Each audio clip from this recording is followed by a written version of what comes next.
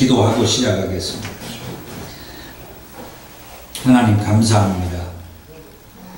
오늘 10월 사명자성에 에스겔서의 말씀을 통해서 하나님께서 에스겔을 통해서 말씀하고 또 보여주시고 하나님께서 살아계심을 이스라엘 백성들에게, 포로로 사로잡혀 있는 그 이스라엘 백성들에게 말씀하게 하신 그 말씀을 오늘 이 시대를 사는 저희들이 접하면서 지금도 하나님은 살아계시고 지금도 하나님은 일하고 계시는 것을 분명하게 확신하고 믿으면서 감사하면서 받은 사명 다시 힘을 얻어서 감당하기를 원합니다. 에스겔서 말씀을 통하여서 우리에게 큰 은혜를 주옵소서, 믿음을 주옵소서. 그 사명을 감당하고자 다시 어깨에 힘을 주시고 어깨를 펴게 하시고 얼굴도 펴게 하시고 가슴도 펴게 하시고 말씀을 붙잡고 감사하면서 찬송하면서 우리 예수 그리스도를 통한 구원의 복음을 가지고 귀한 영혼들을 찾아다니며 만나는 귀한 종들이 되게 하시고 우리 이백연 장로님 기독 언론인으로서 하나님 힘을 주시옵소서, 말씀을 주시옵소서. 그 말씀 붙잡고 지금까지 왔습니다. 앞으로도 말씀으로 내내 즐겁고 행복하면서 사명 감당할 수 있도록 도와주시옵소서. 감사하며 예수님 이름으로 기도합니다. 아멘. 전에도 말씀을 좀 드렸습니다만은 오늘 이 에스겔서 전체적으로 다시 한번 말씀을 하면서 마치겠습니다. 이 에스겔서는 48장으로 기록이 되었습니다. 그리고 이 에스겔이라고 하는 그 말은 하나님께서 강하게 하신다는 그런 뜻을 가지고 있어요. 그게 무슨 말이냐면은 하나님께서 강하게 해서 에스겔에게 어떤 사명을 감당하도록 하는 어떤 그 힘을 하나님이 에스겔에게 주었다 이 말이에요.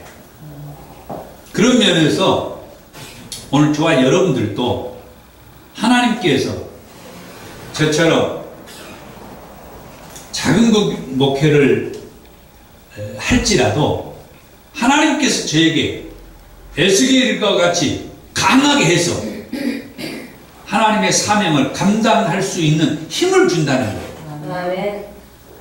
마찬가지로 여러분들도 하나님께서 지금 여러분의 그 어떤 사역과 삶의 현장에서 에스겔을 강하게 하신 것처럼 여러분들을 강하게 하셔서 하나님의 그 사명을 든든하게 감당할 수 있는 그런 힘을 주시기를 원합니다. 그런 말씀, 그런 말씀. 에스겔은 다니엘과 에레미야 같은 시대의 인물이에요. 다니엘, 에레미야. 이 인물은 어느 때 인물입니까? 포로기 때 인물이죠. 이스라엘 백성들이 포로로 사로잡혀가 있을 때 에스겔도 BC 597년 여호야긴 왕과 함께 바벨론으로 포로로 끌려갔어요.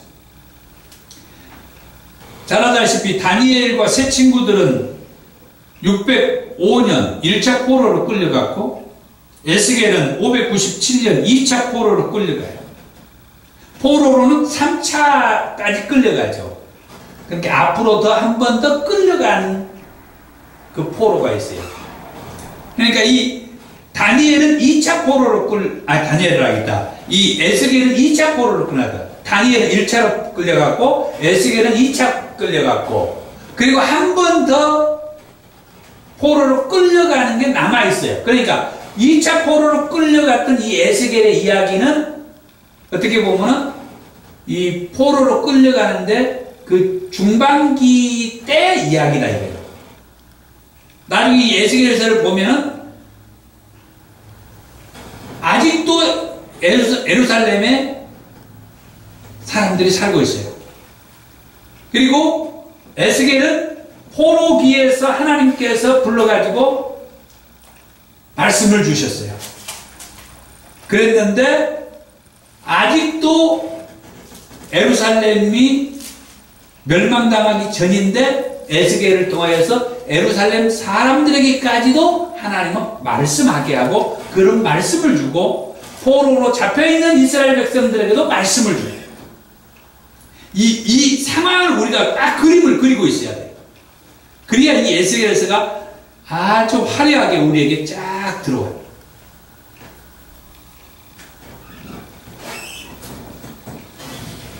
(2차) 포로로 끌려간 이후에 예루살렘에는 비천한 자들만 남아있었다고 그랬어. 솔직히 말하면은 쓸만한 사람들은 다 끌려갔다 이 말이에요.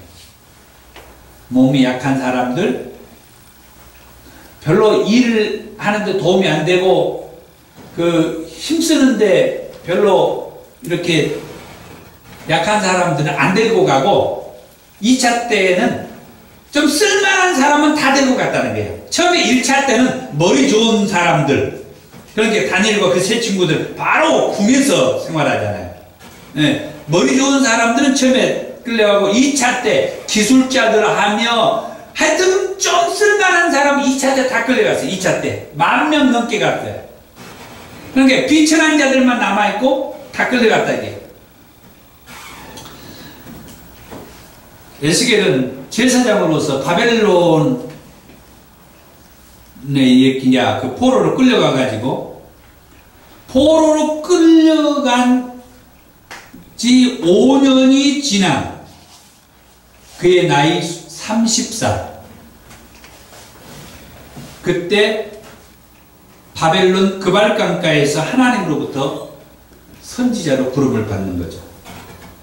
그 전에 에스겔은 제사장 직분을 가지고 있다 했다겠죠. 자, 제사장도 좋아요. 그런데 이제는 제사장이 의미가 없어요. 왜? 포로로 끌려가 있으니까 거기에서 무슨 백성들이 하나님 앞에 제사를 지내요.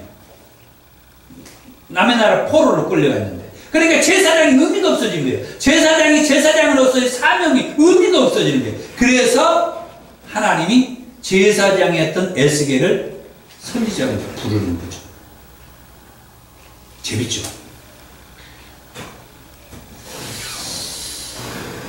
그렇게 해가지고 예루살렘이 멸망 7년 전부터 해서 예루살렘이 멸망하고 15년이 지난 때,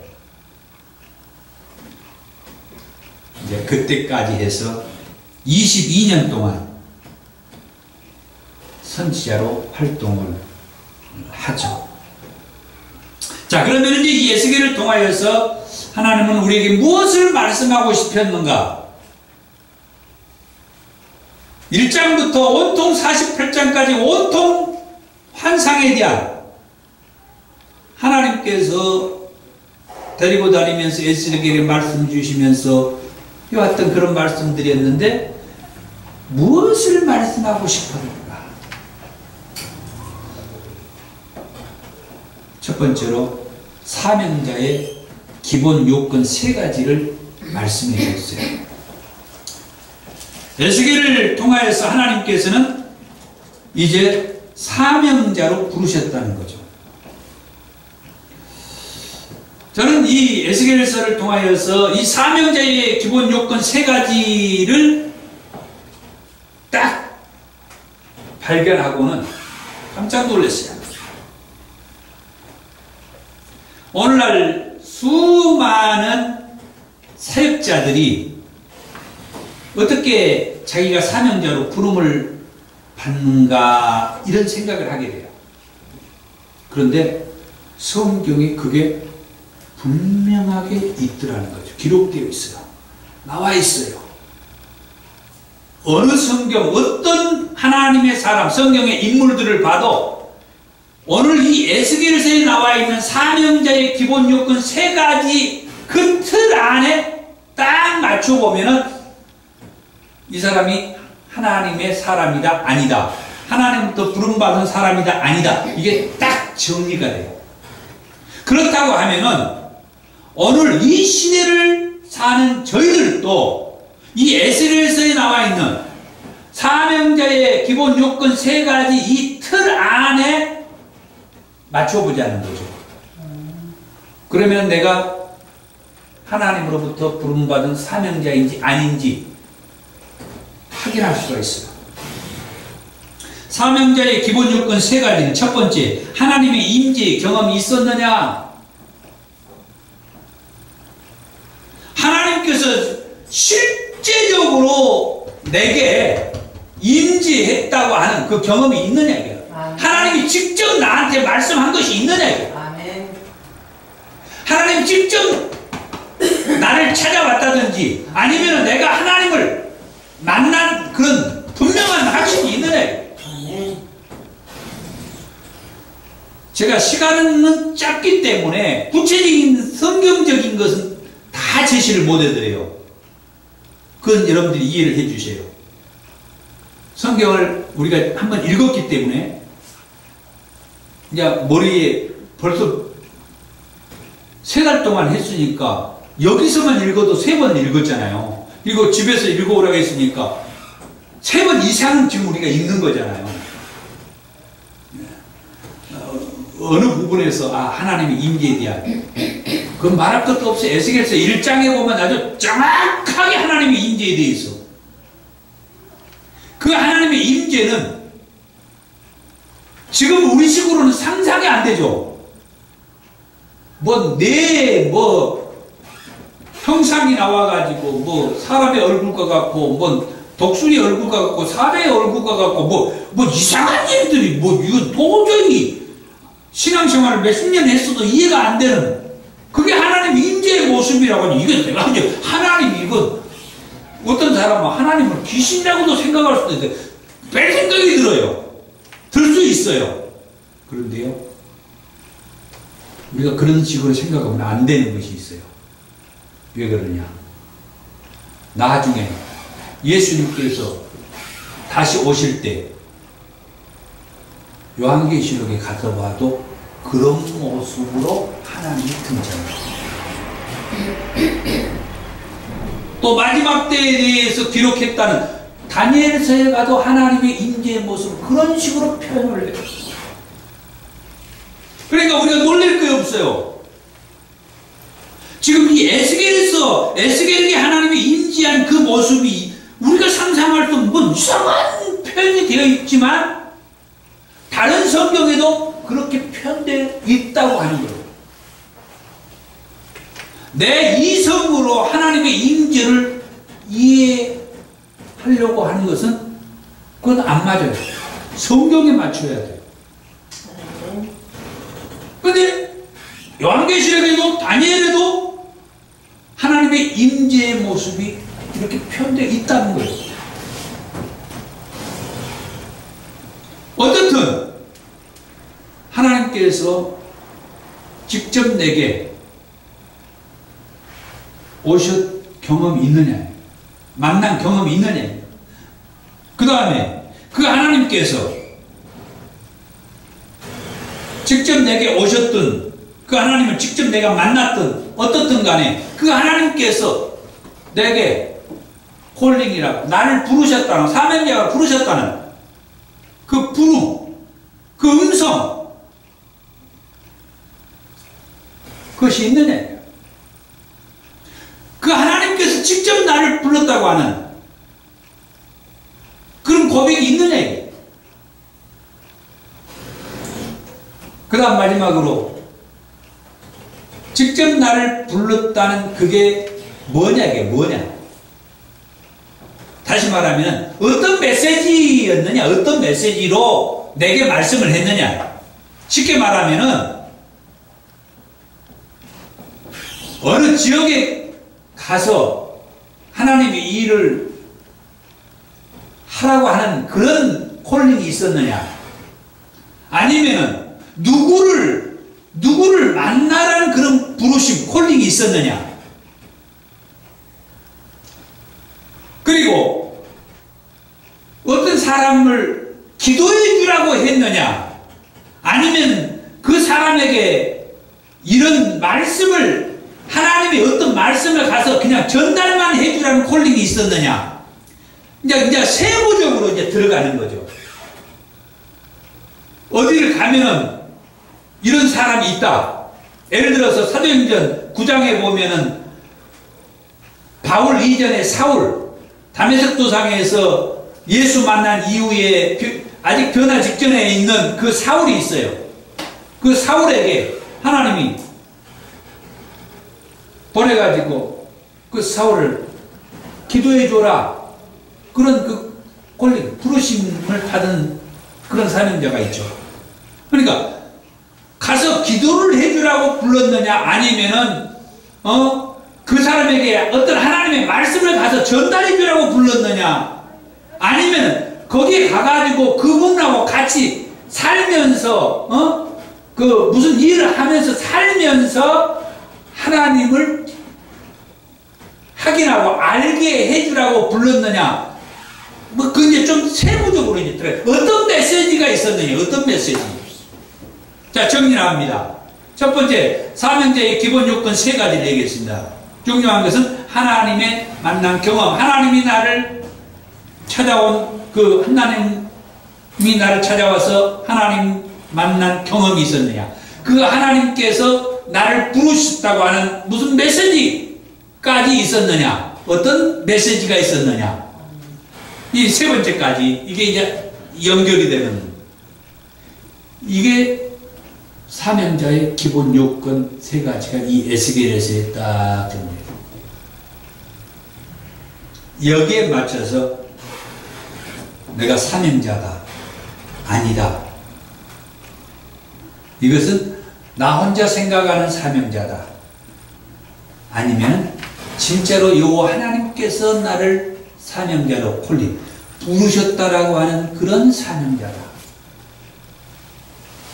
왜 이 얘기를 제가 하냐면, 아직도 많은 사람들이 젊어서 일찍이 하나님이 자기를 부르셨는데 자기는 뭔가 다른 하고 싶은 일이 있어서 순종하지 않고 차일피일 이리 뻗고 저리 뻗고 돌아다니다가 나중에 나이 많이 들어가지고 그때 이제 또 이 얘기를 다시 반복하는 그런 분들을 만날 수가 있어요. 그래서 이분들은 대체적으로 어디를 갑니까? 기도해 준 사람들 찾아다니죠. 기도하는 곳에 가면 대부분 이런 분들이 계세요. 그래가지고 언제 내가 이 길을 가야 되느냐 말아야 되느냐, 진짜로 하나님이 나를 부른 것인지 아닌지 자기 혼자 결단을 못 내리고 자꾸 얘기만 해요. 그래서 그 얘기를 듣는 사람이 답을 주라는 얘기죠. 맨 처음에 3월 달에 사명자 성회를 참석했던 어떤 집사님이 계세요. 그 집사님이 도배 일을 하는데 어느 날 일을 하다가 그 현장에서 불이 났어, 아파트인데. 그래서 그게 이제 법에 그것까지 이제 갔어요. 그러다가 오셨어요, 여기를. 뭐라고 합니까? 저한테 자꾸 뭘 묻죠. 저는 전혀 얘기를 안 했어요. 하나님의 말씀을 듣고 본인이 믿음으로 반응하십시오. 나중에 그 아내까지 참석을 했죠. 목사님은 봤죠? 근데 지금은 이제 못 오고 있는데, 본인이 믿음으로 반응해야 돼요. 저는 절대 제가 얘기를 안 해줬어요. 자꾸 저한테 막 걸어오는데, 제가 말하면 제가 말하는 거예요. 하나님은 이미 그분에게 말씀을 주셨어요. 그분이 믿음으로 반응을 해야 돼요. 자, 그 다음 두 번째로, 그러면 하나님은 에스겔을 사명자로 부르셨다고 했는데, 에스겔의 사명은 뭐냐? 하나님이 에스겔에게는 어떤 사명을 주었느냐? 아까 사명자의 세 가지 기본 요건을 통하여서 말한다면, 하나님이 에스겔을 찾아왔어요. 이 에스겔에서 하나님이 찾아오셨습니다. 그리고 에스겔에게 말씀을 줬어요. 그 말씀이 무슨 말씀, 무슨 메시지였느냐? 그 에스겔의 사명은 뭐였느냐? 하나님이 에스겔에게 말씀한 그 사명은 뭐였느냐? 이것은 제가 성경을 한번 읽어드릴게요. 에스겔서 2장 3절과 4절에 보면은 하나님께서 에스겔에게 말씀합니다. 하늘을 열고 권능으로 임하신 하나님께서 에스겔에게 말씀, 내게 이르시되, 인자야. 이것은 이제 하나님께서 에스겔에게 말하는 거예요. 내가, 여기는 하나님이죠. 너를, 에스겔이죠. 내가 너를 이스라엘 자손 곧 패역한 백성, 나를 배반하는 자에게 보내노라. 어때요? 분명한 메시지가 있었죠. 분명한 메시지가 있어요. 내가 너를 이스라엘 자손 곧 패역한 백성, 나를 배반한 자에게 보내노라. 이 자손은 얼굴이 뻔뻔하고 마음이 굳은 자니라. 내가 너를 그들에게 보냈노라. 3장 4절에서 5절에도 그가 또 내게 이르시되, 역시 하나님께서 에스겔에게 말씀한 거요. 인자야, 이스라엘 자손에게 가서 내 말을 그들에게 고하라. 너를 언어가 다르거나 말이 어려운 백성에게 보내는 것이 아니요 이스라엘 족속에게 보내는 것이다. 언어가 통하지 않는 그 이상한 나라 사람들한테 보낸 게 아니다. 너희 백성들, 너하고 말이 통하는 너희 백성들한테 보낸다. 이처럼 하나님은 에스겔에게 자기 백성들, 이스라엘 백성, 그들은 패역한 백성이요 하나님을 배반하는 백성들이라고 했는데, 그들에게 보낸다라고 말씀해요. 에스겔은 자기 백성들에게 하나님께서 보내셨다고. 그리고 에스겔서 2장 4절, 2장 7절, 3장 11절 또는 3장 27절 이런 말씀을 보면은 하나님은 그렇게 말하죠. 그들이 듣든지 아니 듣든지 그들에게 주 여호와의 말씀이 이러하시다라고 선포하라고 사명하죠. 이스라엘 백성들에게 보냈고, 그 이스라엘 백성들에게 그들이 듣든지 아니 듣든지 주 여호와의 말씀은 이러하다라고 선포하라는 그런 사명을 주었어요.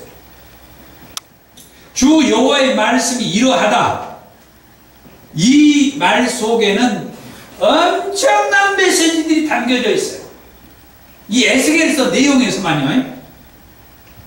물론 지금 이 시간에 그 얘기를 다 할 수는 없어요. 한마디로 말해서 하나님께서 에스겔에게 하는 거예요. 내가 너하고 말이 통하지 않는 그런 사람들한테 보낸 게 아니라 네 백성들, 같은 동족들한테 보내는데, 그들이 듣든지 아니 듣든지 너는 그들에게 가가지고 내 말을 선포해라. 주 여호와의 말씀이 이러이러하다 하면서 네 백성들에게 가가지고 이걸 선포해라.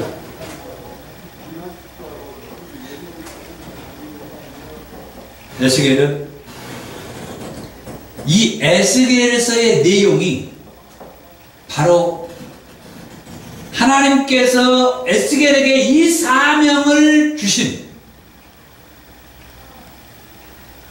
주 여호와의 말씀이 이러이러하다라는 말씀을 가서 선포한 것이 에스겔서예요.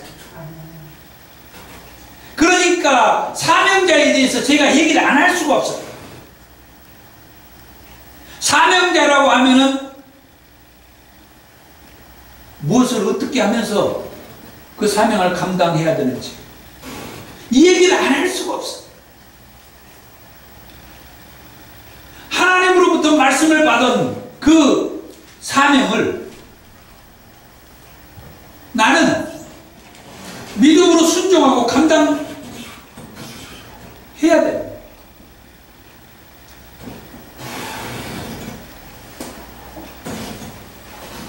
그리고 아무리 시간이 없고 바빠도 살짝이 제가 좀 언급할게요. 주 여호와의 말씀이 이러이러하다라고 저 백성들에게 그들이 듣든지 아니 듣든지 선포하라는 그 메시지가 이 에스겔서의 내용이라고 했는데 그 내용을 제가 정리를 해보니까 정리해도 좀 시간이 좀 이상 가는데 최대한 정리를 하는 거예요. 그게 뭐냐? 먼저 예루살렘이 멸망한다는 얘기가 아까 제가 서두에 그 얘기했죠. 지금 다니엘은 1차 포로로 끌려갔고 그 다음에 이 에스겔과 에레미야 이들은 2차 포로로 끌려갔고 기술자들과 그때 좀 쓸만한 사람은 다 끌려간 게 2차 포로 이 에스겔을 비롯해서 2차 포로로 끌려갔고 그러면 앞으로 한 번 더 포로로 끌려갈 때가 있다겠죠.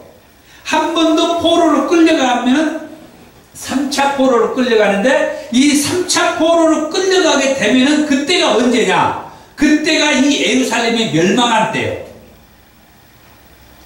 3차 바벨론이 쳐들어와가지고 예루살렘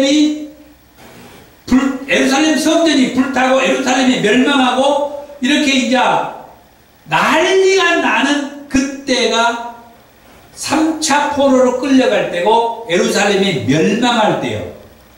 그러니까 2차에 에스겔이 포로로 끌려가가지고 하나님으로부터 부름을 받아서 하나님께서 이스라엘 백성들에게 여호와의 말씀이 이러이러한다라고 말씀을 선포하라고 했는데 그 말씀 중에 하나는 저쪽 예루살렘이 아직 멸망하기 전에 하나님이 에스겔에게 말씀을 줘가지고 이 에스겔이 누구한테 말해요?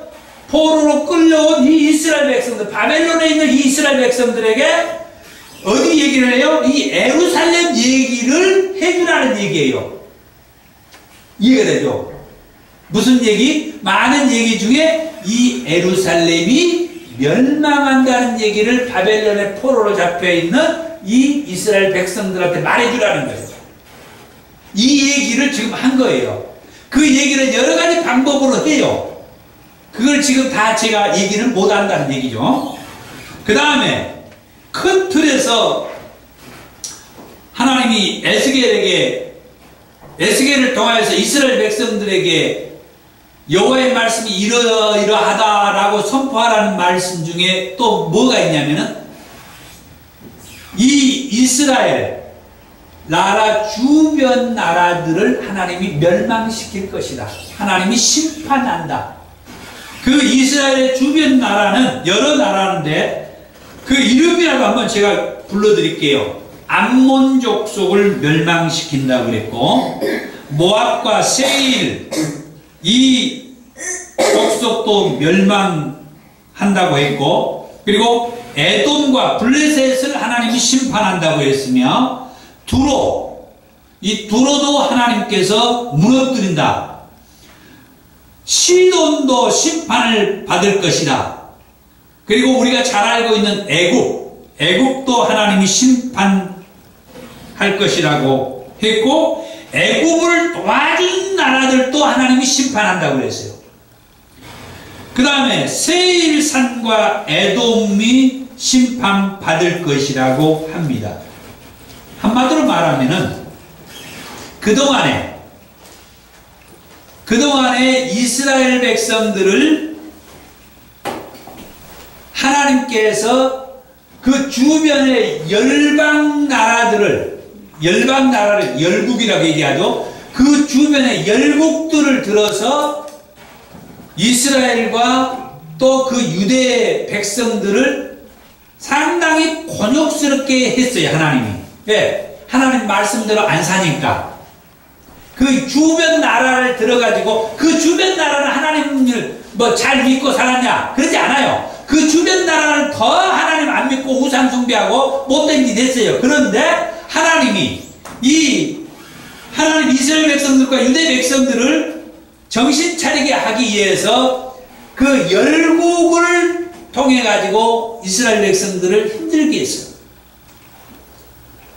그래도 이 백성들이 하나님을 제대로 안 믿고 정신을 안 차리니까 그렇게 했는데, 나중에는 먼저 사마리아가 아수리에 의해서 멸망당하죠. 사마리아는 북이스라엘을 말하죠.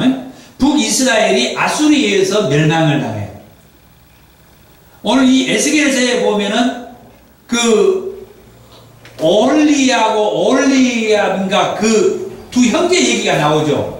그게 거기서 나왔어요. 하나는 이스라엘을 말하고 하나는 유대를 말하고 있었다. 예루살렘을 말하고 있었다. 그런데 형이 이미 하나님이 아수리에 의해서 멸망시켰어. 형을, 이스라엘을. 그런데 이 예루살렘, 베들레헴은 그 아수리에서 멸망당한 것을 보면서도 깨닫지를 못했다라고 하는 게 그 얘기예요. 제가 시간이 없으니까 그 얘기도 다 못 해주지만은 잠시 이제 언급을 하는 거예요. 그러니까 북이스라엘을 멸망케 하면서 하나님은 남유다의 이 예루살렘은 정신 똑바로 차리기를 원했다는 거예요. 저쪽이 우상을 숭배하며 그 못된 짓을 다 할 때 하나님이 견디다 안 되니까 아수리에 의해서 멸망케 한 모습을 보면은 뭔가 생각하면서 정신을 차리면서 하나님 말씀대로 살 것 같아 기대하는데, 이 예루살렘도 여전히 똑같거든. 더 못하지도 않았어요. 그런데 나중에는 어디까지 가냐면은 제가 제일 극적인 순간이라고 보는 말씀이 있는데, 히스기야 왕의 아들이 므낫세예요. 이 므낫세가 극적으로 그 우상의 신상을 예루살렘 성전 안에까지 끌고 들어와요. 하나님 성전이니까 그때는 제사를 지냈죠. 하나님 앞에 제사를 지내는 그 성전 안에까지 우상의 신상을 끌고 들어와요. 이것은 그게 달하는 게 마지막이에요. 마지막 순간이에요. 그래서 하나님이 그걸 통하여서 이 예루살렘 성전이 더러져 버렸다고. 우리는 타락했다라는 표현을 쓰는데 하나님의 입장에서는 타락의 정도가 아니야. 하나님 앞에 제사를 지내는 성전 안에까지 우상 신상을 끌고 들어오는 건 이건 타락의 정도가 아니야. 이 성전이 더러워져 본 거예요. 그래서 하나님이 이 성전을 불태운 거예요. 이게 하나님의 뜻이에요. 이 성전에까지 우상의 신상을, 그 신전이 안에까지 들어오는 거기에까지 이르니까 결국은 하나님은 예루살렘 성전까지 불태워서 싹 허물어 버린 거예요. 그리고 새로 시작하게 한 거죠.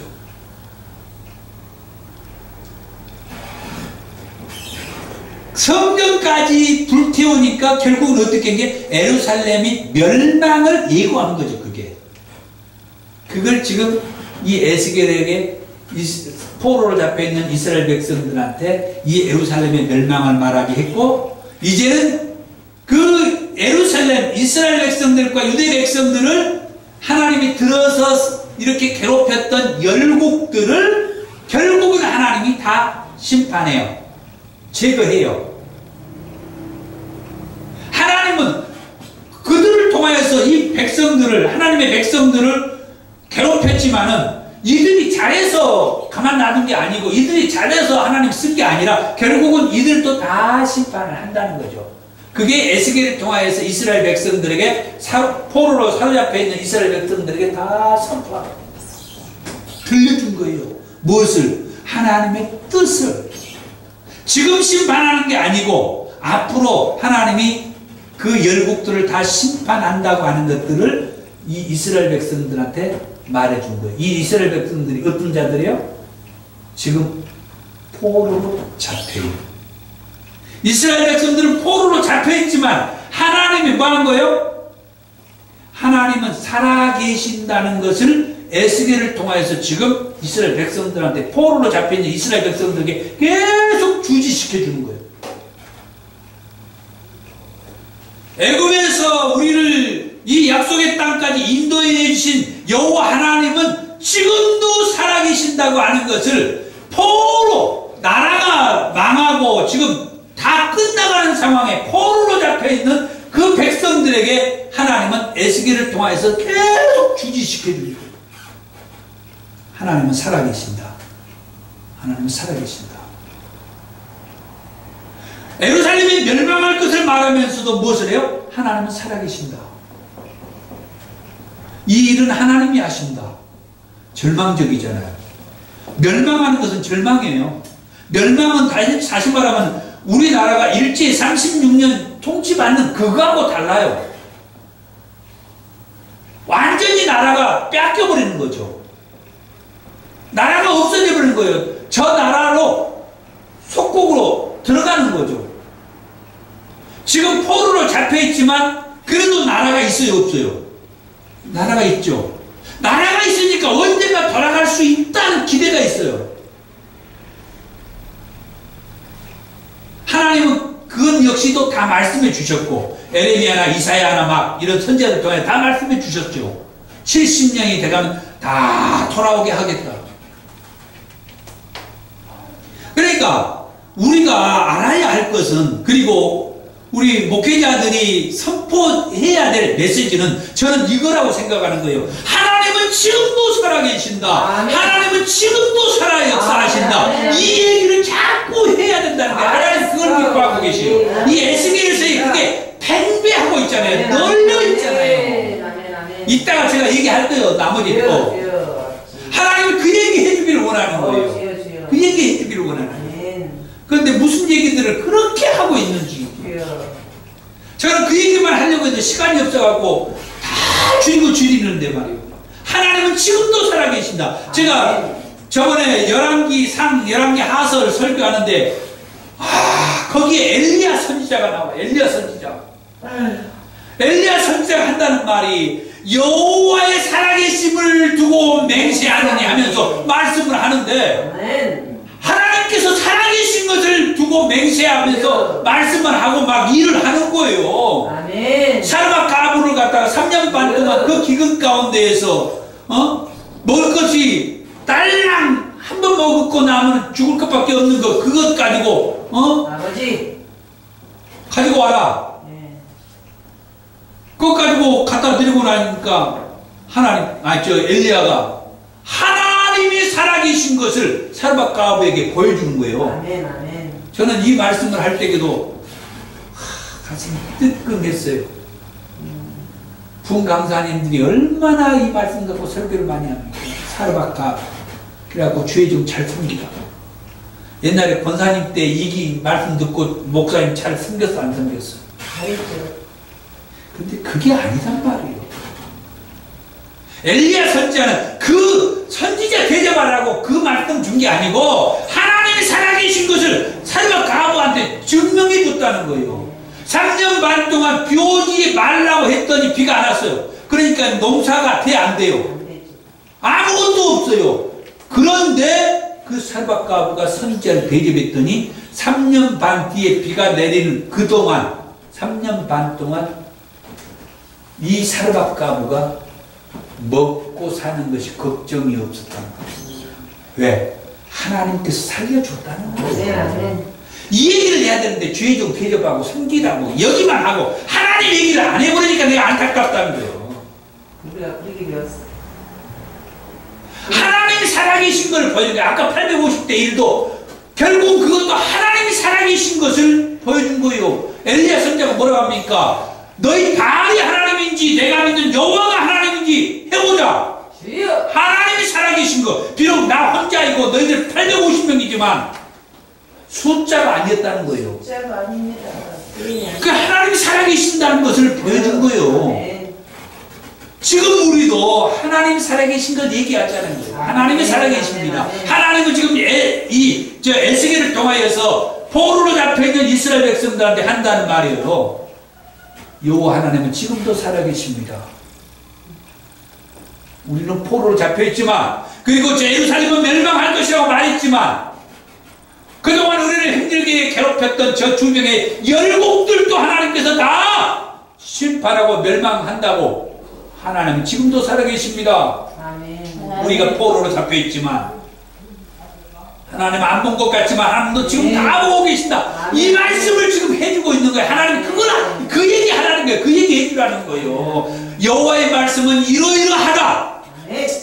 이스라엘 백성들한테 이스라엘 백성 패역한 백성 나를 배반한 저 인간들한테 하나님은 그 말 해주라는 거예요. 그래도 사랑해서 포로로 잡혀있는 그 백성들이요. 절망 가운데 있을 수 있어요. 좌절 가운데 있을 수 있어요. 의욕 다 떨어져 있을 수 있어요. 거기에다가 예루살렘이 멸망한다는까지 말씀을 해주니 얼마나 좌절적이에요. 이따가 그 얘기까지 또 해드릴 겁니다. 이 에스겔서가요 저를 진짜 이렇게 만들어놨어요. 복음을 전해야 돼. 그 다음에 이스라엘의 회복을 말씀해 줬어요. 아멘. 주여. 여호와의 말씀이 이러이러하다라고 하는 말씀 속에 그게 이 에스겔서라고 했는데 그가 크게 말하니까 예루살렘의 멸망을 말씀했고 주변의 열국들을 하나님이 다 심판할 것이라고 하면서 그 나라들을 말씀했고 그 다음에 하나님 말씀인 게 이스라엘의 회복을 말씀했다는 거예요.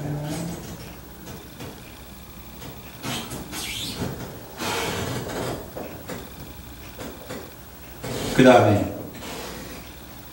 에스겔의 사명 세 번째 파수꾼의 사명을 줬어요. 에스겔서에 아주 3장과 33장에 두 군데 나오잖아요. 이 파수꾼의 사명에 대한 말씀. 이 파수꾼의 사명. 3장에 있는 말씀을 제가 읽어드릴게요. 17절에서 19절에 인자야, 하나님이 에스겔을 부를 때 인자라고 불렀죠. 내가 너를 이스라엘 족속의 파수꾼으로 세웠으니 너는 내 입의 말을 듣고 나를 대신하여 하나님의 입의 말을 듣고 하나님을 대신하여 이 말이에요. 아멘. 내 입의 말을 듣고 나를 대신하여 그들을 깨우치라. 누구요? 사로잡혀 있는 이스라엘 백성들 깨우치라 이 말이요.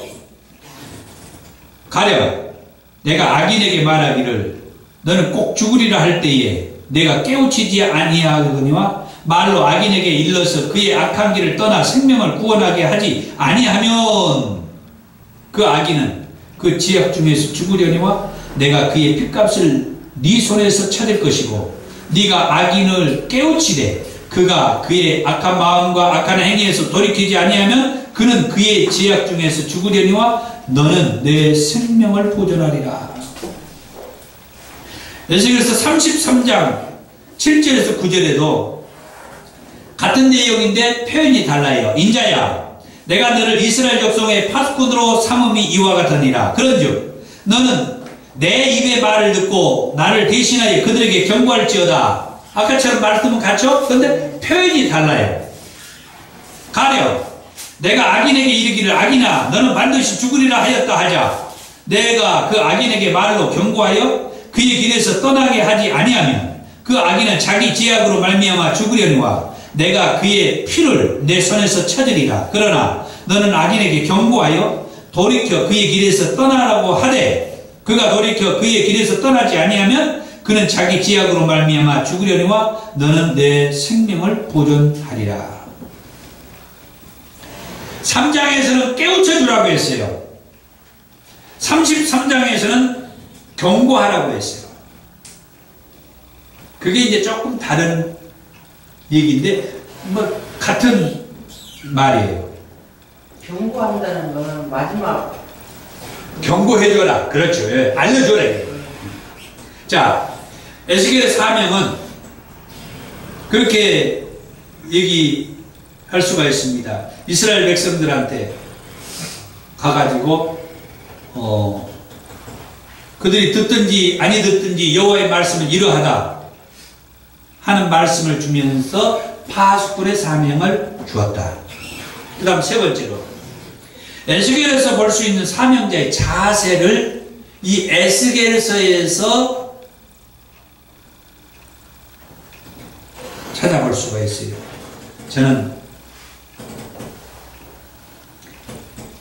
이 세 번째 이게 개인적으로는 인간적으로는 제일 가슴에 와 닿아요. 왜? 사명자의 자세. 저와 여러분들이 사명자잖아요. 그러면 이 에스겔을 통해서 사명자의 자세를 알아보는 것도 나쁘지 않잖아요. 그렇죠? 네. 저와 여러분들은 사명자요. 하나님으로부터 부름을 받은 사명자예요. 하나님으로부터 부름을 받은 사명자 에스겔의 그 사명자의 자세를 보면서 우리도 그 에스겔의 사명자의 자세를 잘 이렇게 우리의 삶 속에 누리면서 살면 좋지 않겠는가. 아멘. 자, 아까 방금 전에 에스겔의 사명을 얘기했어요. 에스겔의 사명은 다시 한번 얘기하면 하나님께서 이스라엘 백성들에게 여호와의 말씀은 이러이러하다라고 하는 말씀을 선포하라고 할 때 파수꾼의 사명을 주었다고 했어요. 자, 그러면 에스겔은 그 사명에 대해서 어떻게 반응을 했느냐? 그 말씀에 순종했다라고 하는 것을 볼 수가 있어요.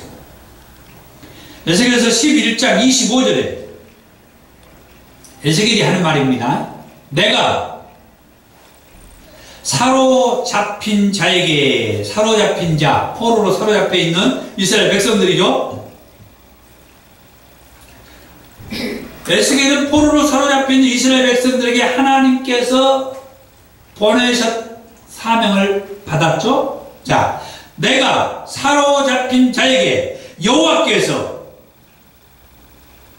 나한테, 에스겔에게 나한테 보이신 모든 일을 말하리라. 순종했다. 내가 사로잡힌 자에게 여호와 하나님께서 내게 보이신 모든 일을 말하리라. 여호와 하나님께서 내게, 저 이스라엘 백성들에게 여호와의 말씀은 이러이러하다라고 가서 선포하라고 하는 그 파수꾼의 사명을 주었는데 하나님이 자기에게 보여준 그 모든 것을 사로잡힌 이스라엘 백성들에게 말하겠다. 순종했다라고 하는. 그게 이제 아까 얘기한 대로 이 에스겔서에 기록이 되어 있잖아요. 하나님이 어떤 말씀을 주고 보여준 것, 어떤 말씀을 준 걸 가지고 그 백성들에게 가서 선포하잖아요. 그걸 제가 여기서 일일이 다 다시 할 수가 없으니까. 그때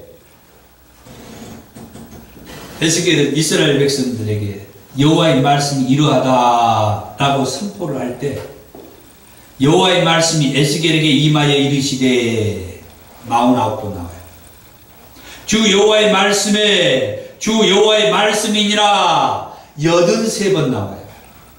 주 여호와의 말씀을 들을지어다 11번 나와요.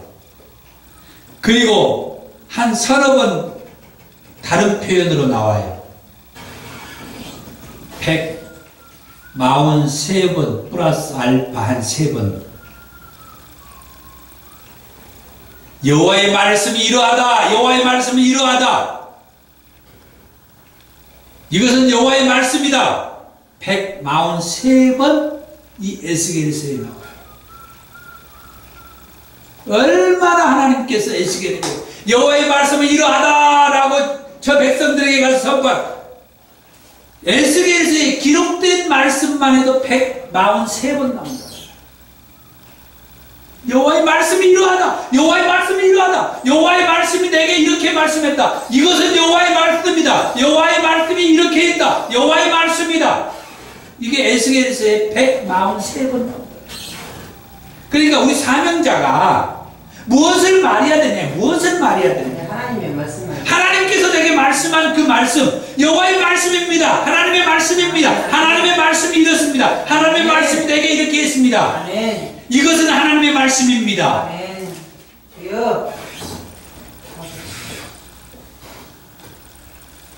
그 다음에 두 번째로 파수꾼의 사명을 받았는데 책임감을 가지고 사명을 감당했어요. 아멘. 아버지. 주여. 그 다음에 제가 하고 싶었던 얘기는 이 세 번째예요.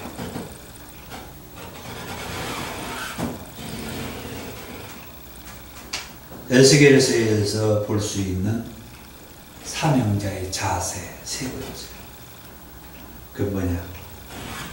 에스겔은요, 하나님의 사명을 감당함에 있어서 사적인 감정을 가지고 그 사명을 감당하지 않아요. 개인적인 감정. 저는 이 말씀을 보면서요, 진짜 울었어요. 주여. 제가 설교하면서도 울었어요. 이건 인간적으로 우리하고 같이 느껴지는 거니까 제가 읽어드릴게요. 24장 15절에서 17절.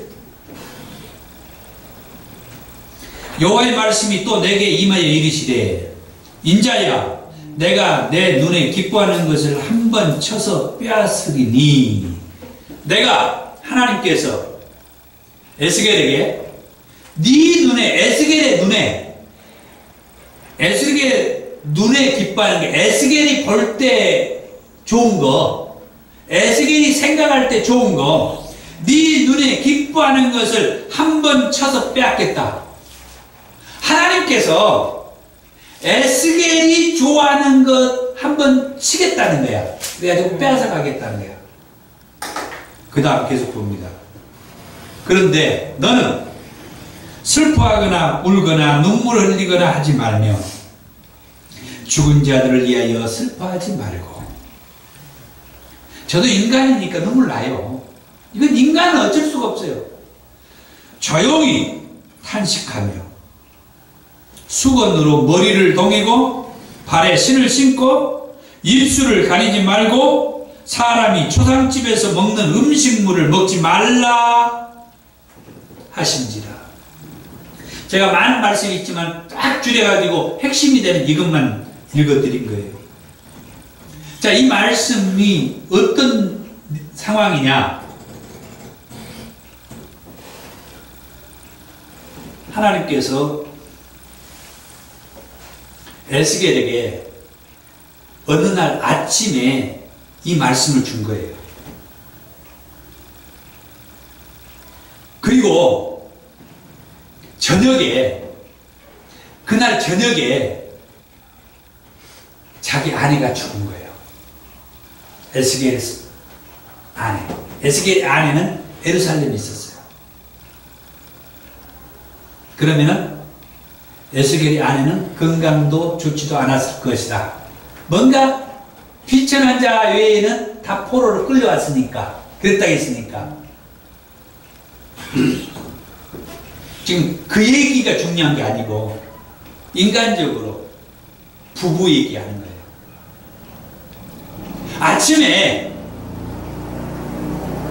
아침에 하나님께서 에스겔에게 이 말씀을 줬다는 거예요. 내가 네 눈에 기뻐하는 것을 한번 쳐서 빼앗으려니, 이제 이해가 되죠? 너는 슬퍼하거나 울거나 눈물을 흘리거나 하지 말며 죽은 자들을 위하여 슬퍼하지 말고 조용히 탄식하며 수건으로 머리를 동이고 발에 신을 신고 입술을 가리지 말고 사람이 초상집에서 먹는 음식을 먹지 말라. 이제 뭔가 또 이해가 되죠? 달라지죠? 이 말씀을 아침에 하나님이 에스겔에게 줬어요. 그런데 저녁에 자기 마누라가 예루살렘에서 죽었어요. 그 소식을 들어요. 자, 기분이 어때요?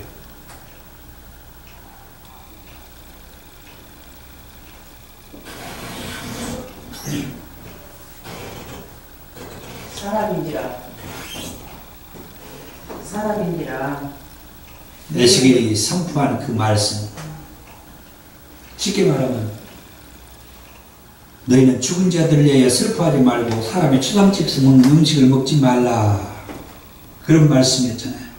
이 말씀을 아침에 하나님으로부터 말씀을 받았는데 저녁에 예루살렘에서 자기 아내가 죽었다는 얘기가 온다는 거예요. 자, 저녁에 자기 아내가 예루살렘에서 죽었다는 얘기는 자기 아내만 죽은 게 아니에요. 예루살렘이 멸망한 거예요. 3차 포로로 끌려가고 그러면서 거기서 이제 죽은 거예요. 그러니까 에스겔의 아내 혼자 예루살렘에서 죽은 것이 아니고 예루살렘이 멸망하고 성전이 불타고 여기저기로 포로로 끌려가고 그러던 가운데 포로로 끌려가지 못하고 거기서 전쟁통에서 죽은 거예요.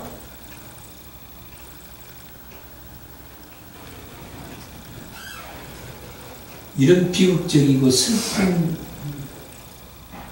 일이 이때 벌어진 거예요. 근데 저는 무엇을 말하고 싶으냐? 사명자의 자세라는 거예요. 사명자의 자세. 제가 하고 싶은 얘기가 아니고 에스겔서에서 에스겔이라고 하는 사명자를 보면서 에스겔의 사명자의 자세가 보이는 거예요. 아침에 하나님으로부터 사명자로서 말씀을 받았는데 이렇게 하지 말아라 했는데 저녁에 자기 아내가 죽었어. 슬퍼하고 눈물이 나고 초상집 그런 입장이고 하는데 하나님이 아침에 말씀이 뭐예요? 그거 하지 말아라. 사명자는 하나님 말씀에 순종하는데 자기 아내가 죽었는데 슬퍼할 수가 없어. 눈물을 흘릴 수도 없어. 초상집 분위기도 낼 수도 없어. 그게 사명자더라 이거죠. 성경에는 기록되지 않았어요. 왜 그랬을까? 하나님이 제게 주신 감동은 에스겔이 사명자다. 사명자가 자기 마누라가 죽었다고 슬퍼하고 눈물을 흘리고 초상집 분위기 내고 있으면 예루살렘에서 지금 마누라만 죽었습니까? 수많은 이스라엘 백성들의 형제 자매 자녀들이 죽었어요.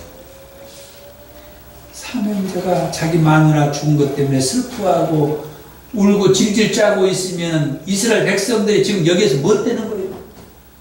저는 그렇게 보는 거예요. 이게 사명자의 자세라는 거예요.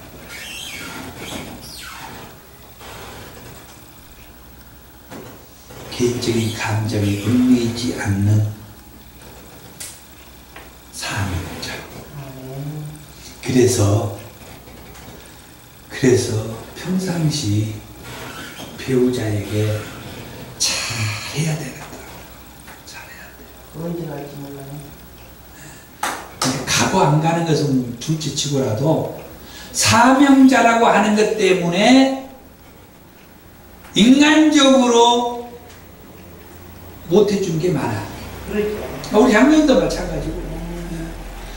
이게 내가 사명으로 이 일을 한다 생각하니까 인간적으로 가정에 좀 등한히하고 소홀히하고 물질적으로 경제적으로 이렇게 좀 제대로 그 뒷받침되지 못할 때가 많아. 사명 감당한다는 것 때문에. 맞아. 뻔히 알면서. 자, 네 번째. 에스겔이 이 에스겔서에서 에스겔이 주로 한 말이 있어요. 이것도 제가 참 포인트예요, 포인트. 이 에스겔서에서 포인트. 아까 세 번째 사명자의 자세는 인간적으로 참 제가 가장 아주 극적인 말씀이었고, 이 네 번째 에스겔서의 주로 한 말씀, 주로 나오는 말씀, 이것은 진짜 최고 클라이막스.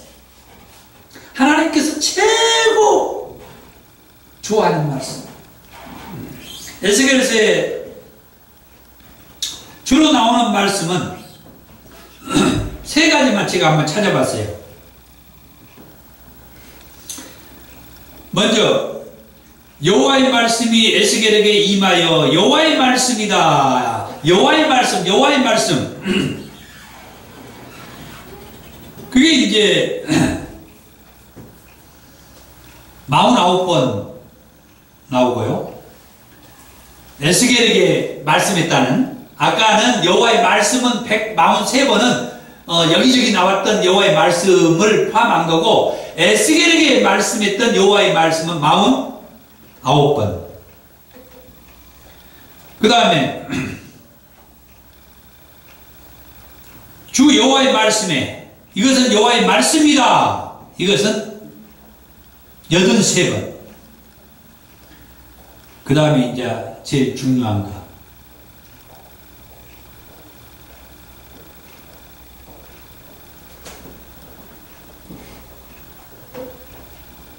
애순 6번 나오는 것이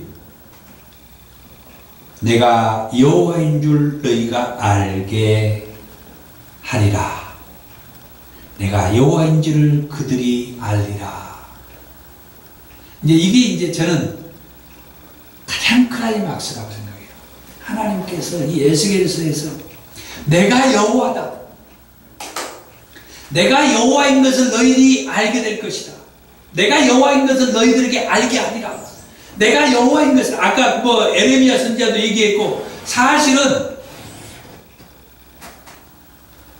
이 말씀은 출애굽할 때 모세에게 가가지고, 모세가 바로에게 가가지고 10가지 재앙을 하나님이 내리게 하죠. 10가지 재앙을 내리게 할 때 하나님께서 모세를 통하여서 애굽의 바로와 애굽 백성들과 이스라엘 백성들에게 말씀한 말씀이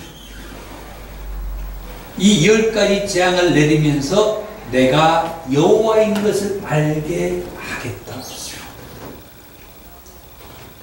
이때부터 내가 여호와인 것을 알게 하겠다는 말씀을 처음 했어요. 이 10가지 재앙에서부터 내가 여호와인 것을 알게 하겠다라고 말씀한 거예요. 그 뒤로 계속해서 하나님은 내가 여호와인 것을 알게 한다, 내가 여호와인 것을 알게 한다 계속 하고 있는데, 이 에스겔서에 66번 나온 거예요. 아까 그 에레미야 선지자, 그때는 열왕기 상하,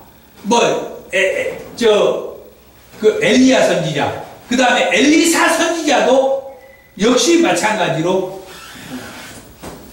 그랬거든요. 정말 하나님의 사람들은 이 말씀을 받아가지고, 하나님으로부터 이 말씀을 받아가지고 백성들에게 여호와 하나님을 증거했어요. 오늘 이 시대에도 하나님은 내가 여호와인 것을 증거해 주기를 원하세요.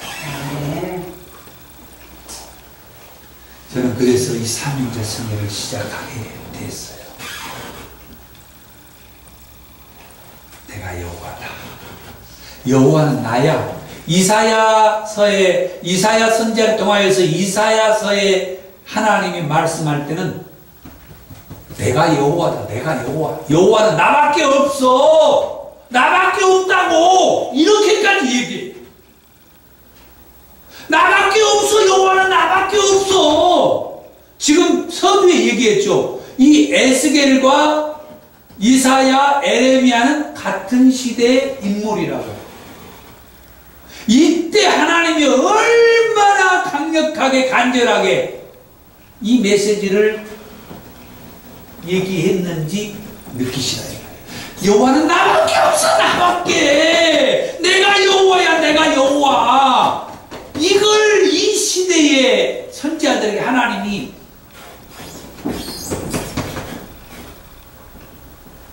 그런데 오늘날에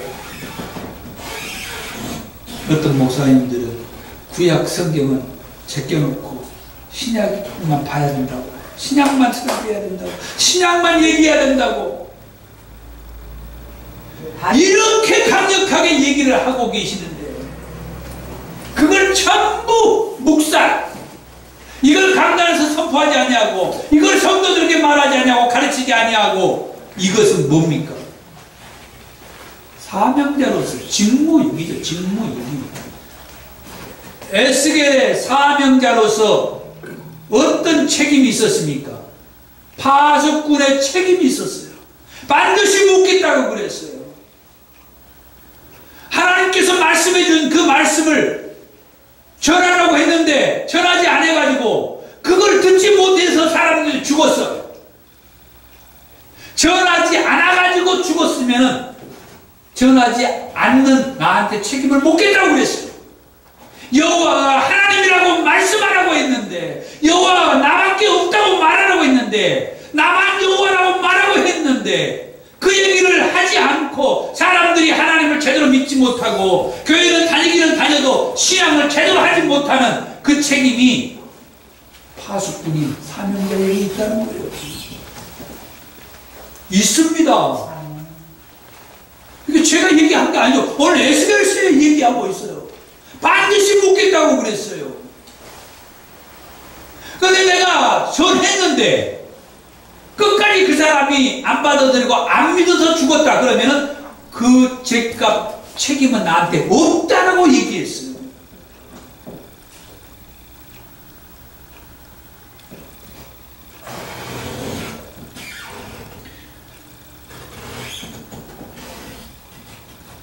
내가 여호와인 것을 알게 하리라. 시간이 가지만 이것은 몇 군데 성경을 좀 찾아볼게요. 66군데 나온다고 했는데 몇 군데. 맨 처음에 에스겔서 6장 6절에서 7절에 하나님께서 에스겔에게 이스라엘 산들을 보여주면서 말하기를, 백성들이 산과 언덕과 시내와 골짜기에 산당을 짓고 제단을 쌓아 분향하는 것을 깨트리며 황폐하게 할 것이며 우상 숭배하는 사람들 우상 앞에서 죽게 하는 것을 보게 한 다음에 내가 여호와인 줄을 너희가 알게 하리라. 이게 언제였습니까? 이게 예루살렘이 멸망할 때란 말이에요. 에스겔서 12장에 와서 에스겔에게 포로의 행장을 하고 끌려가는 퍼포먼스를 백성들 앞에서 보여주면서 하는 말이, 에스겔이 내가 여호와인 줄을 그들이 알리라 그렇게 하고 다니는 거예요. 그 다음에 허탄한 것과 거짓된 점괘를 보이는 거짓 선자들과 거짓으로 애언하는 여자들에 대해서 말씀하면서 에스겔서 13장 23절에 내가 여호와인 줄을 너희가 알리라. 그 다음에 에스겔서 24장 24절에 아까 얘기했던 자기 아내가 죽었는데 슬퍼하지도 말고 뭐 이런 이제 말씀할 때요. 너희는 죽은 자들을 위하여 슬퍼하지 말고 초상집에서 먹는 음식물을 먹지 말라. 이것을 통하여 에스겔의 표징대로 이루어지는 것을 볼 때에 내가 여호와인 줄 너희가 알리라. 그 외에도 열방을 심판하면서 하나님이 이스라엘의 여호와인 것을 알게 해주셨어요. 에스겔서 25장 5절, 25장 11절, 16절에서 17절 암몬 족속이 하나님께서 심판하면서 내가 주 여호와인 줄 너희가 알리라. 모압을 심판하면서 내가 주 여호와인 줄 너희가 알리라. 블레셋을 심판하면서 내가 여호와인 줄을 그들이 알리라. 두로와 시돈과 애굽을 심판하면서 내가 여호와인 줄을 알리라. 열방을 아까 심판한다고 했잖아요. 그 심판하는 것을 보면서 이스라엘 백성들은 여호와가 누구인 것을 알게 하나님이 하겠다는 거예요. 그동안 이스라엘 백성들을 해코지했던 주변 강객들을 심판하면서 이렇게 말씀해 준 거예요. 그 다음에 예루살렘이 멸망할 것이라고 얘기했죠. 예루살렘 성벽이 함락되어서 아까 멸망하고 불타고 이렇게 된 그때를 황무지와 공포의 대상이 되는 예루살렘이죠. 예루살렘이 그렇게 화려했던 그 예루살렘이 멸망해가지고 황무지가 되고 공포의 대상이 되는 것을 보면서 내가 여호와인 줄을 그들이 알리라. 그러니까 예루살렘 멸망도 하나님이 다 하게 했다는, 아까 얘기했잖아요. 급기야 므낫세에 의해서 성전 안에까지 우상의 신상이 들어오고, 그래서 하나님이 이 성전까지 더러워져 버린 것을, 이것을 밀어버린 거죠. 그래서 새로 세우는 거예요. 그 다음에 이스라엘의 회복을 말씀하면서 에스겔서 36장 4절에 내가 여호와인 줄을 너희가 알리라. 이스라엘의 회복을 약속하는 말씀을 하면서도 역시 이스라엘의 회복을 하는 자는 내가 여호와다 하는 것을 말씀해 줍니다.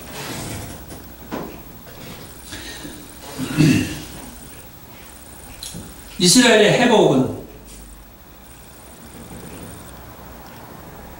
에스겔서 37장의 마름피 사건 우리가 잘 알죠. 이것도 이스라엘의 회복을 얘기한 거예요. 그러면서 내가 여호와인 줄 너희가 알리라. 생기가 돋아나고 막 살이 붙으면서 뼈가 막 이렇게 살아나는 것을 보면서 내가 여호와인 줄을 너희가 알리라.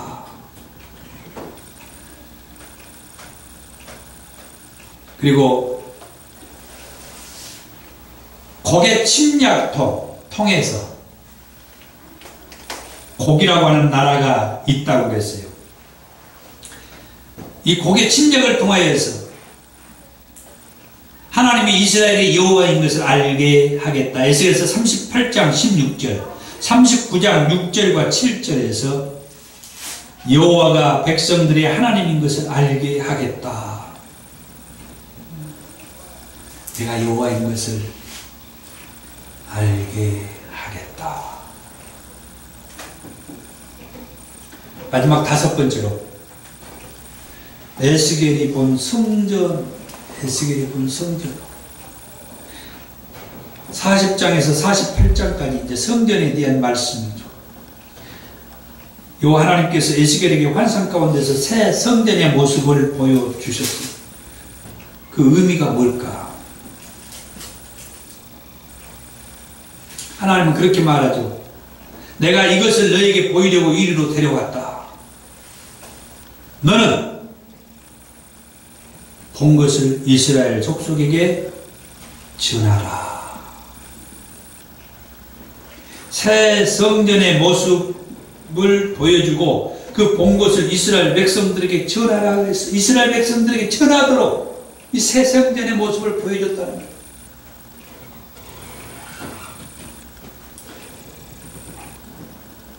이 새 성전의 모습은 에스겔서 43장에서 여호와의 영광이 동문을 통하여 성전으로 들어가고 영이 에스겔을 데리고 안뜰에 들어가자 에스겔은 여호와의 영광이 성전에 가득한 모습을 보았다고 했습니다.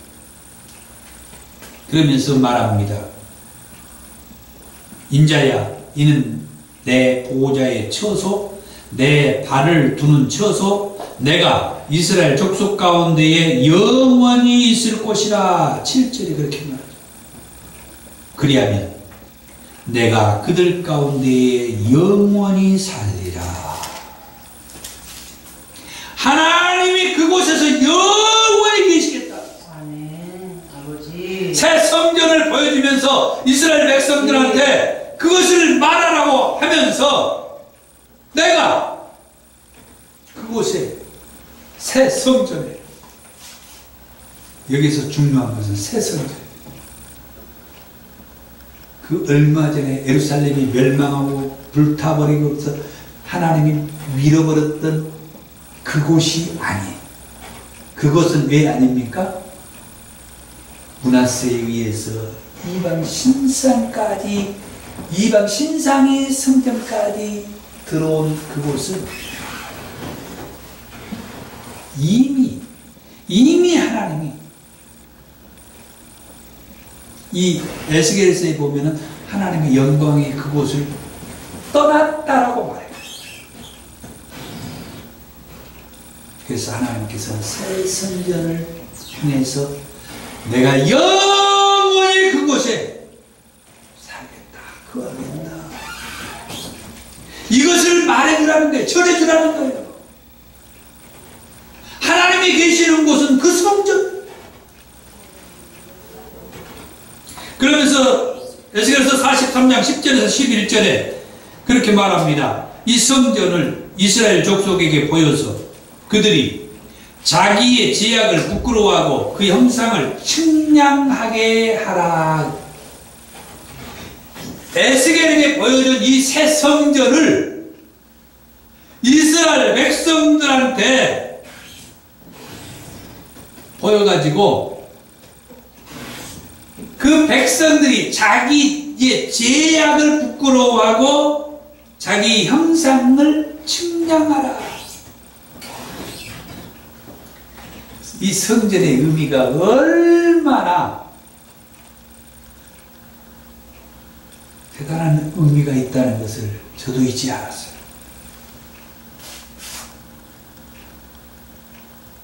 한편으로는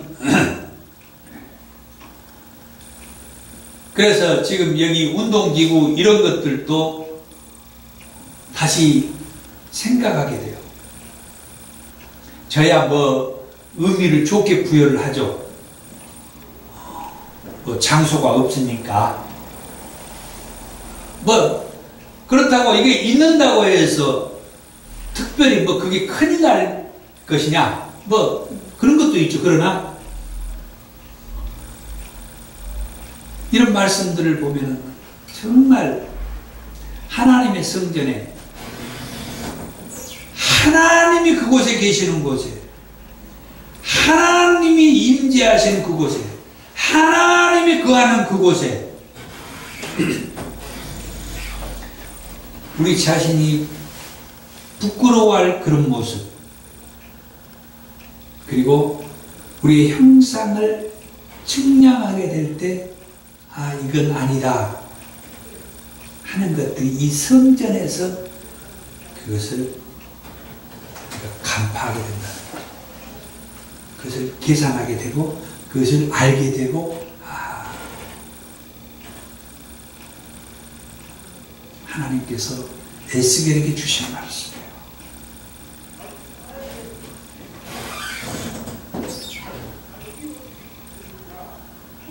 그 다음 마지막으로 에스겔서 47장에 가면은 저와 여러분들이 잘 아는 말씀이죠. 성전에서 물이 흘러나오는 환상을 보여주면서 그 물이 바다를 살리고 모든 생물을 살리며 바닷물이 살아나게 되며 이 강이 이르는 각처의 모든 것이 살 것이라. 47장 6절에서 9절. 아니 성전에서 물이 흘러나와 가지고 아멘.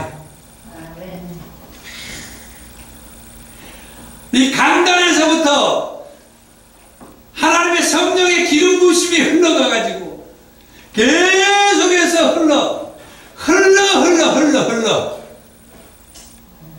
이 성전 밖으로, 이 교회 밖으로, 저 계단으로 흘러가 가지고 저 밖으로 흘러갔어. 아멘. 그래서 어떤 사람의 집으로도 흘러 들어가고, 어떤 사람의 공장으로도 흘러 들어가고, 어떤 사람이 운영하는 어떤 학원에도 흘러 들어가고, 식당에도 흘러 들어가고, 학교도 흘러 들어가고. 그러면 살아난다. 아멘. 살아난다.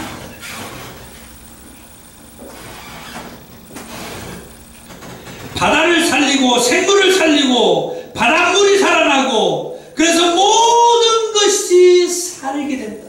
아멘. 그곳이 이 성전이라는 게, 그곳이 하나님의 계신 이 성전이라는 것이요. 내가 그곳에 있을 것이다. 아멘. 아버지. 마지막 48장 마지막 절 36절. 그 사방의 합계는 18,000척이라. 그날 후로는 그 성읍의 이름을 여호와 산마라 하리라. 여호와 산마라 하니까 사람들이 그냥 그 신경도 못 쓰고 그냥 지나갈 수 있는데, 그 뜻을 보니까 놀라워. 여호와께서 거기 계시다. 하나님께서 그곳에 계신다는 거예요.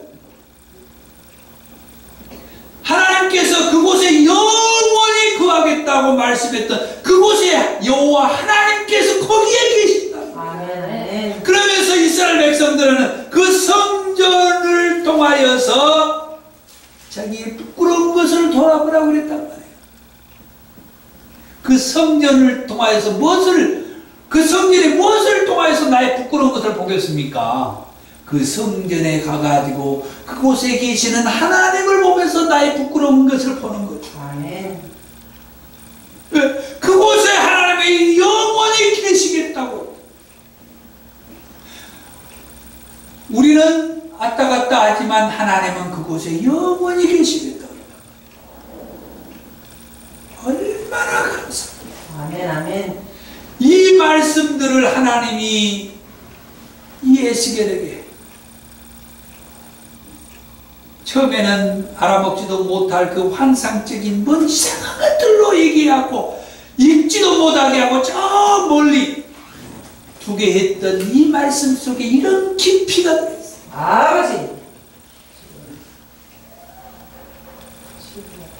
깊이 말씀을 읽으면서 묵상하면서 깊이 들어가보니까 이게 이 속이가 따닥따닥 붙어져 있는 거야. 이게 이 에스겔에서 말씀 속에서 다 건져낸 거잖아. 아버지. 겉으로 보니까 뭔 환상이고 이상이고 이리 보내고 저리 보내고 뭐라고 하니까 뭔 이렇게 어려운 말씀이 대간절 이게 뭐야. 그렇게 맨 마름표 사건이라 설교하고 말이야. 다른 것은 쳐다보고 안 보고 말이야. 주여. 진짜로 그 파수꾼의 책임에 대한 얘기도 제대로 하지도 않고 말이야. 어찌되었든 오늘로 해서 일단 에스겔서를 마치겠습니다. 하나님께서 이 에스겔서의 말씀을 통하여서 어떻게 보면 이제 또 시작이에요. 저와 여러분들을 통하여서 이 말씀이 계속 보급이 돼가지고 여러분들이 아는 누군가에게 야야 에스겔서 읽어봐. 에스겔서 읽어봤어? 에스겔서 읽어봐. 아, 이리 와. 같이 읽자. 그러면서 저한테 들은 이거 나중에 많이 잊어먹더라도 또 기억나는 게 몇 가지 있어요. 그것 가지고 다 얘기하고 아멘. 또 지내다가 있다 보면 또 뭔가 말씀이 생각나요. 그럼 또 얘기하고 아버지. 그래서 야 에스겔서가 이런 말씀이요. 에스겔서 하나님의 이런 깊은 뜻이 있어. 이 말씀 속에서 내가 여호와인 것을 알게 하겠다고 그렇게 해줬어.